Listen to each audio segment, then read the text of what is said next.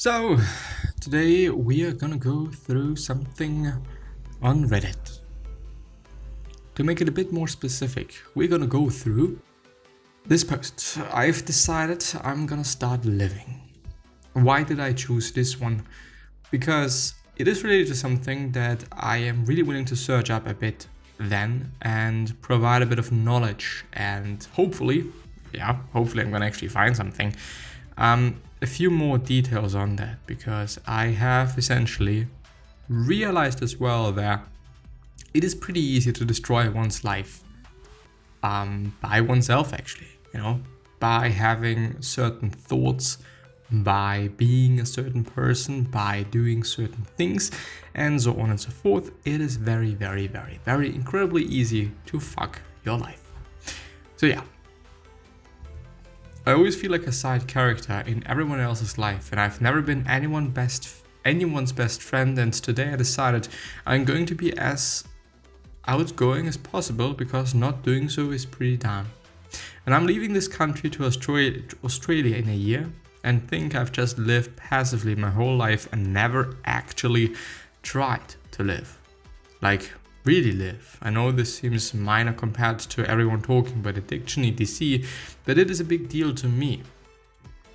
Like, I'm starting season 2 of my life. I want to share this somewhere, and I'll check back on this in a few months to see my progress. Sorry, this is poorly written. I'm very excited. Ha ha ha ha ha. No, ha ha ha. So I found this Psychology Today article. I don't really know what it's about. Just change your thoughts, they said. Can you really fix your life by fixing your thoughts? He was mocking me, or so I thought, and I got really upset.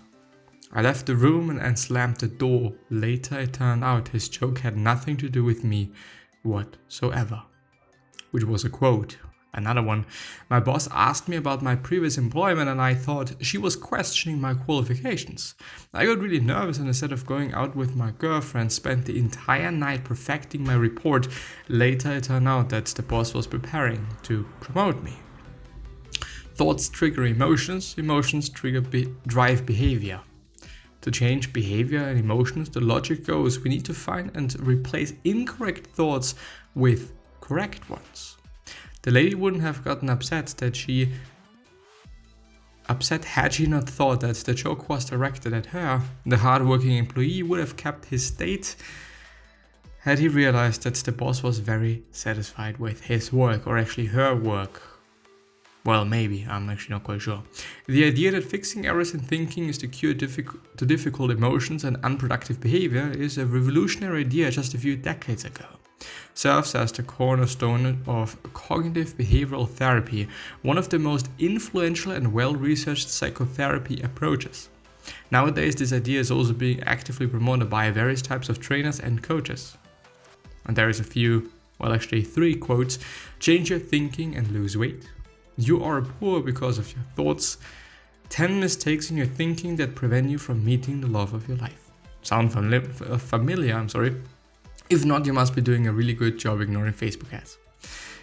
Becoming curious about your thoughts and the way they affect you, how you feel and act can indeed be worth your while. You do not need to see the tough behavior connection to break it eventually. However, if you hope that identifying and replacing every single quote-unquote incorrect thought will free you once and forever from unpleasant feelings, you will need to lower your expectations. Here is why fixing thinking errors is not going to solve all emotional issues in your life. What if the thought causing unease, feelings, or unproductive behavior is accurate? Suppose you're about to read your own poems in front of a big audience for the first time in your life, and you're afraid that you will embarrass yourself. So afraid you want to cancel. It's the thought, and they will say my poems are awful, that is causing all the trouble with anxiety and self-doubt. How do we fix that? Can you tell yourself that everyone is going to love it? Why should they? Taste stiffer. If it is your first time, those poems might indeed be not so great yet. And if it is a big audience, by sheer likelihood there is bound to be at least one jerk who likes to say mean things. So yes, there is a chance someone says the poems are no good. And what if you're afraid of death and that fear makes you avoid flying planes, driving cars, and doing a lot of other fun things, the underlying thought is, I am going to die. And though it is very accurate indeed, if there is one thing everyone can be sure about is that one day they are going to die. The cure to the avoidant behavior is not changing the thoughts, it is doing what needs to be done despite the thoughts and the accompanying emotional turmoil, regardless of whether what you are thinking is true. Thoughts cause emotions and the other way around. It goes both ways. Our emotional state affects the way we think. For example, this post describes how your mind works when you have anxiety. Under the exact same circumstances, the exact same person may see a disaster when they are anxious and an opportunity when they are calm. There is an example. You are a guitar teacher, well known in your small town. One day the coronavirus crisis hits. You and your students are told to stay home and you are shocked. All you can see ahead is personal bankruptcy. A few days go by and you feel calmer. A new thought pops up. Why not open an online guitar school and make even more money teaching people from all over the country? Now, had the online school idea crossed your mind a few days before, you would not have had a chance of surviving the anxiety storm. Are you nuts? Who the heck teaches guitar online? It's over, your anxious mind would have replied. Good thoughts, so quote-unquote good thoughts, or quote-unquote thoughts cannot just be planted into your mind, they need the right emotional soil to take root and grow. What if you haven't slept or eaten, or if it is that time of the month? Thoughts and emotions affect one another and they both depend on the state of your body. Any woman of childbearing age and any person who has ever been in a close relationship with such a woman can attest to the fact the emotions are hormone dependent. Sometimes the only viable fix for feeling bad and thinking distorted thoughts is just to wait a few days, at which point the thoughts miraculously fix themselves without any effort on your part. It also helps to eat and sleep when the basic physiological needs are not met. Our emotional state is out of whack. Nothing to do with thinking errors. Hunger will trigger a stress response in your brain. Ever yelled at anyone because you're hungry? Adequate sleep is vital for health, emotional regulation. Emotional regulation. One more question. How can you, with all seriousness, work with the contents of your thoughts? If your thoughts before and after that cup of coffee are completely different, while the objective circumstances have not changed a bit. So before you set out to examine and challenge your thinking, how about some proper sleep and nice breakfast? With or without coffee, depending on what caffeine does to your mindset. Personally, I like my thoughts best after 1 cup of half calf. Yes, that exists too. We're just gonna have one. I didn't even know that there's actually half calf coffee. And there is another thing or another article that I want to go through, which is how your thinking creates your reality. What cognitive science has to say about how we experience life by Janice Wilhauer, PhD from Living Forward, I guess, or the author of Living Forward, could be either. Posted September 27th, 2020. Also by the psychologytoday.com site, if you're interested. There are a lot of people who are offended by the idea that we create our reality. They see it as a version of blaming the victim. Nobody asks for bad things to happen to them. I couldn't agree more, but as someone who has been helping people change their thinking and behavior using cognitive therapy for over 15 years, I can also say that I couldn't agree more with the idea that we do indeed create much of our reality. Denying this denies your power. What I explain to my patients is that there are 3 buckets in life: things we control, things we influence, and things over which we have no control.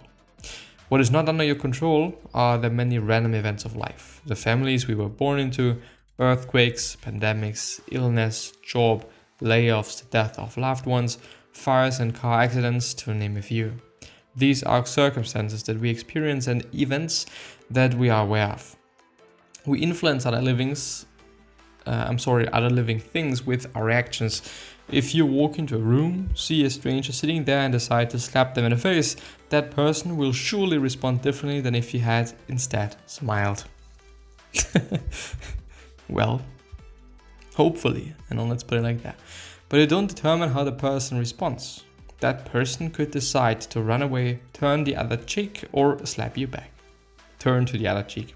What we control and where we really start to create our reality is in how we perceive / interpret / think about the events in our life that generate our feelings about those events and how we subsequently respond with our behavior. No one can choose your thoughts or actions. Those are yours alone. If your significant other breaks up with you and your thought is, I will never find anyone else who love me again, then you will likely experience some very negative emotions like depression. And you're likely to engage in behaviors consistent with these feelings, such as staying in bed. If on the other hand your thought is, I am glad this loser is out of my life, then you are likely to feel and act quite differently. You choose which thought to think. Now, here is where the creating part gets really serious. Your thoughts, if you think them over and over and assign truth to them, because become beliefs.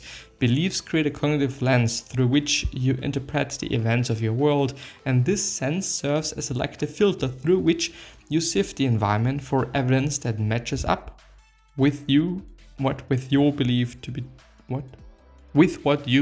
true. For example, if the belief you form when your partner breaks up with you is I am not attractive enough, then you go to a party where 10 people tell you that you look great and one person says your outfit is interesting, you're likely to go home and fixate on the interesting quote-unquote comment.